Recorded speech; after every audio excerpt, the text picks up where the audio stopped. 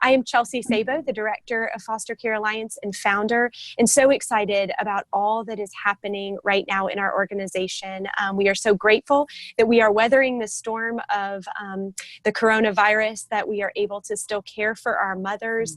But we also want to introduce you to some people that we think you don't hear much about amidst the COVID-19 crisis. We also are so grateful for doctors and nurses and researchers and those that are on the front lines every day, grocery workers and pharmacists and all the people that are keeping us healthy. And we are so, so grateful. But we also believe that there are some essential workers and some unsung heroes that many people are not hearing about.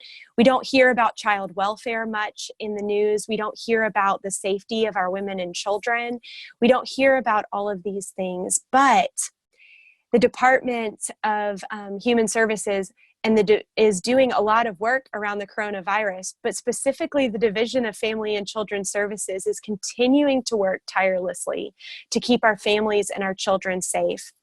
And so we want to introduce you to two of our favorites. This is Nenu and Adenike from Gwinnett County DFCS, and they're going to answer a couple of questions as we want you to hear about what's happening with families right now amidst this crisis and what we can do to support them and their staff and the great work that they continue doing. So I'm going to facilitate some questions, but more than anything, I want you to hear their heart and I want you to hear what we can do to get behind them. So the first question I have is really just a broad one. What does it look like right now to work for DFCS amidst COVID-19? What has changed? What's been challenging? What has been some great things? What's it looking like for you right now? So I'll take that. As you can see, we have to work out of our homes. We are not in the office right now, so it has been a little challenging not to be able to make that face-to-face contact with the frontline workers, which are the case workers.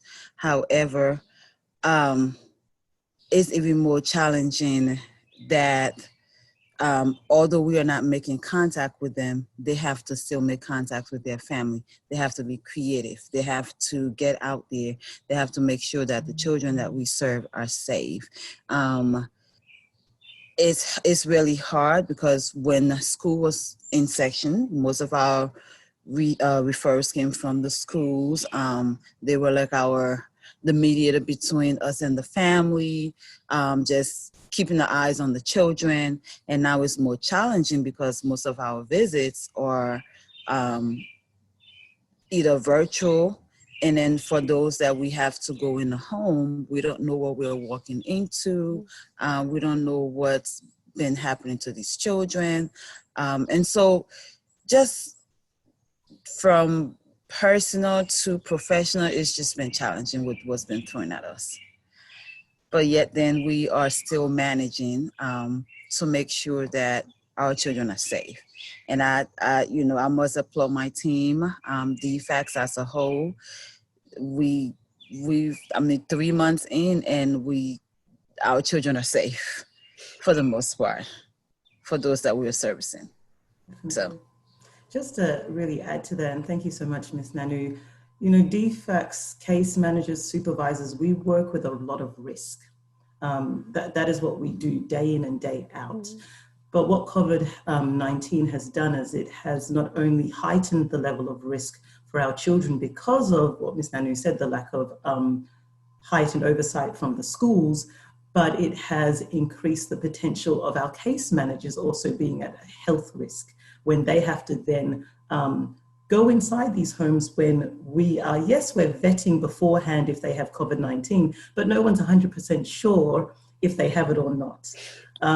We also are putting a lot more trust on our families, and definitely by having that relationship with our families, yes, we're able to reach out and do those collaterals and have that trust to ensure that the families are working through their case plans, working through their family plans to address the concerns and keep the children safe. But there's still a level of risk that we know needs to be addressed, and we can't be sure that that is being addressed 100% given the environment we're in, because services are not open 100%. We don't have oversight from the schools. We don't have oversight from drug and alcohol assessors.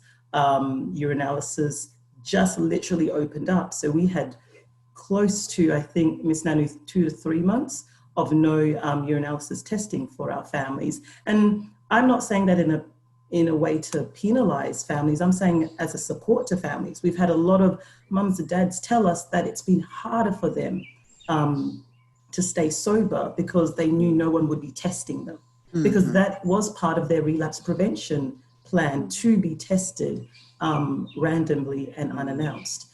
So it's been a stressful period for mums and dads, but again, to highlight for our case managers, going in unaware, not knowing what they would have to face, not only for the risk of children, but their health as well, has definitely been the concern. But as Ms. Nanu said, they're still blazing on and they're still staying strong. And, you know, what's important for our case managers is the safety of the children, and case managers are still going out there and keeping kids safe, which we're very thankful for.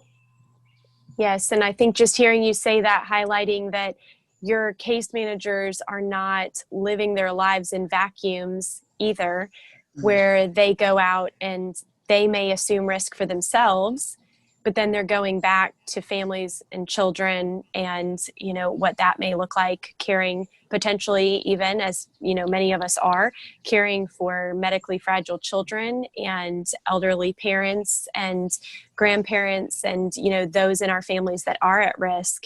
And so I think it needs to be celebrated that them and their families are assuming that risk in order to keep families safe. Absolutely. Absolutely.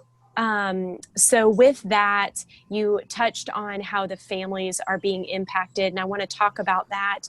But first, what can we do? I know that we see in the news that there's, you know, protective equipment that's being brought in for hospital workers, and, you know, grocery stores are taking those types of precautions. What do your case managers and frontline workers, what do they need to be able to protect themselves and their families as they assume this risk? You know, I think, sorry, Ms. Nanu, I was just going to jump in. No, go ahead. Jump in. I think we're going to say the same thing, because we've talked about this before too. I think you can't provide enough protective equipment. No. You've got case managers going out. You know, I know we said they do virtual visits, but there are still so many families that they are seeing face to face, especially the front end, the CPS workers, the child protection workers. They don't have an option. They need to determine safety. They can't do that virtually. If we have concerns of physical abuse, you can't necessarily see that on a screen. And I would argue with the person that says that you can properly assess a child under the age of 3 or even an older child when you possibly have the perpetrator on the back of that phone, because you had to call someone to do that virtual visit. So possibly the perpetrator on the back of the call may be eyeing them and saying, you better not say anything. So we still have case managers going out. We need protective equipment. Yes, we have, but because of the rate at which we're going out, and now that the shelter in care has ended, we have already started having an increase in referrals. Thank you, Ms. Nanu. Referrals, which means our visits will increase, which means case managers need that protective equipment. And it is somewhat of a burden. You know, right now we've got, to a certain extent, they're reusable. I wouldn't say they're reusable after one wash. I would say one wash is probably it. But then to have to wash the protective equipment and make sure it dries out. I know it sounds something so simple, but it's not when you have maybe 4 or 5 visits you have to do that day, and you're getting home and you have little ones that you have to care for, and you have to make dinner, and then and you have to write up all these case notes, and then, I've also got to wash my PPE equipment, my protective equipment, ready for tomorrow morning at 8 a.m. because I need to go out on visits again. Or in the middle of the night, my equipment's still wet. On call, Exactly, my equipment's still wet. I'm on call and I need to go out. So yes, face masks. If we could get those, gloves, it's priceless. Those things are priceless because it makes the work that bit easier for them not to have to think about that. And just notes of care, just acknowledging, it really goes a long way to be acknowledged, to hear that people care about the work you're doing. You said it at the start, Chelsea. It's so important that we acknowledge the medical staff, that what they're going through. Right. Nurses, doctors, they're going through an exorbitant amount of risk in terms of what they're putting themselves through. And my hat goes off to them, and I thank them so much for what they're doing. Our workers are putting themselves at risk every day, doing the same thing to ensure the safety of children in Georgia. And a little goes a long way in just saying thank you and acknowledging that as well. But Ms. Nanu, do you have anything to add to that? Said it all. You can't stress it highly enough that our case managers are putting themselves at risk without having proper protection gears. So anything, mask, gloves will be helpful. Anything will make them feel a little at ease for the work that we're doing. Oh, hand sanitizer. Sorry. Yes. That's a big one. That's a huge one. Yes. What I would love to see, and I know we've given it out, but hand sanitizer obviously gets used up, but what I would love to see is every worker have a bottle of hand sanitizer with them. Wipes. And wipes with them. So when they're going out, they can, into the house, pump, out of the house, pump, wipes when they're going in. So it's a routine for them. I know some case managers have mentioned to me, oh, Miss Adenike, I know we've got it, but I'm a bit worried to use too much of it because what if it runs out? I don't want any case manager saying to me, what if it runs out? Or what if we can't get it? Not that it's not being provided necessarily, but what if we can't source it? Because so many people need it right now. And they don't want to use up what is needed for medical staff, because even case managers are so humble in identifying that there are so many other professions that need it right now. But I want them to remember they're essential workers too. So for the community to acknowledge it would be for them to acknowledge that they're essential workers.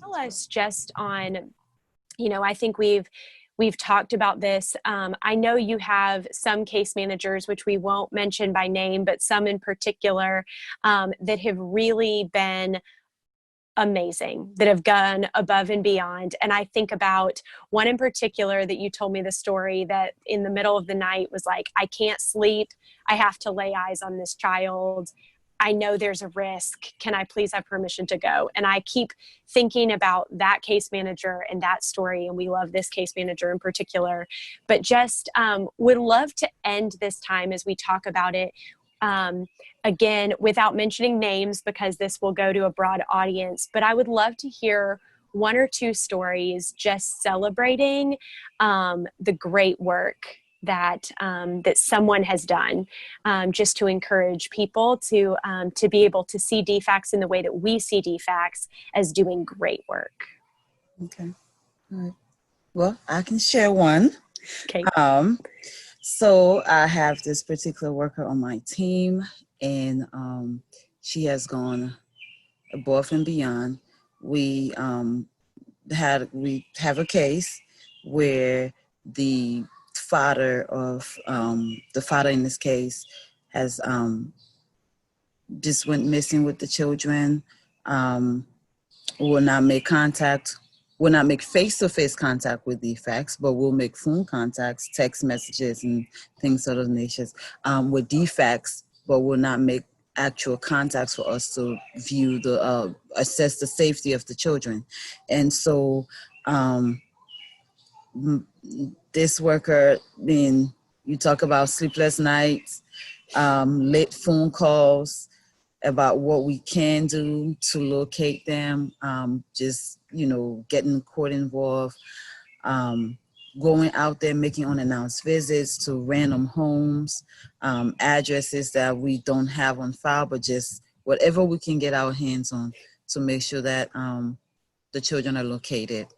And so just when you have a worker that's able to do that, it speaks for the work that we do. Mm-hmm.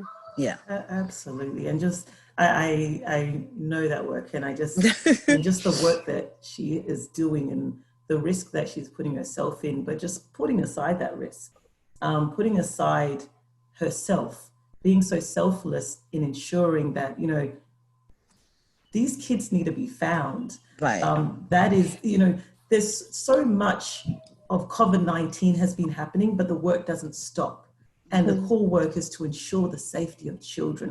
And, you know, Ms. Nanua said she's gone into random houses that we can't even confirm if they have COVID-19 or not. You know, she's put on masks and she's worn gloves and she's gone, I need to look to see if children are in this house. I need to find these children, because that is not only her job, but that is her heart.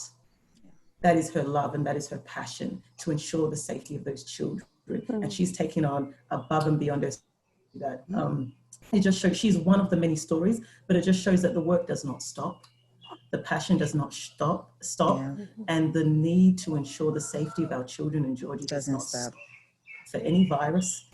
So we will just keep pushing through, and I just keep thanking every case manager that has a heart for this work, regardless of what is happening around us, that we will always put our children and our families first. So if you're watching this and this tugged at your heart, we would love for you to come and meet that need. I love that. Well, thank you so much for the time that you took to talk with us today, a time from the aside from the work that you're doing. And we are so excited to partner with you, to work with you, to be able to bless you all, your staff, your case managers, and ultimately these families as we continue to weather the storm of COVID-19, which we know will come to an end. But when all is said and done, your work will continue. And we thank you for that. We celebrate that. I wish, you know, maybe someday we'll be able to actually give you a standing ovation, applause for all your case managers when they come back and celebrate the work that they've done in the meantime. But for now, we'd love to be able to just continue doing that. So for those of you watching this, you have already said that you want to help. And so we thank you with that. We thank you for that. We thank you for helping. We thank you for putting together these care bags. We thank you for the prayers that you will say, the prayers of protection and blessing over every case manager that goes out and the families that they serve. And so we thank you for the ways that you are helping protect Georgia, the way that you are helping protect our families and celebrating these very essential workers. So thank you for what you're doing. And we're excited to be able to come back together in person and celebrate this very soon.